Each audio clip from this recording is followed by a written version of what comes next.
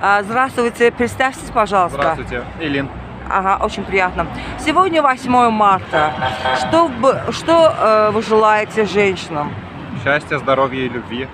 Спасибо вам большое. Udacı вам. Спасибо.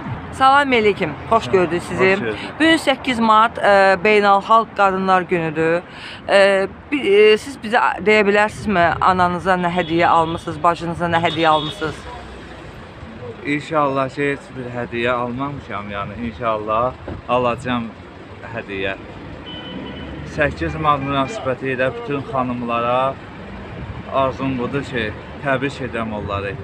Bu 8 mart günündə Allah Taala onların nə arzuları varsa, nə istəkləri varsa, Allah Taala onlara ondan çox qat-qat yetirsin. Əslində bu müsəlmanların bayramı deyil.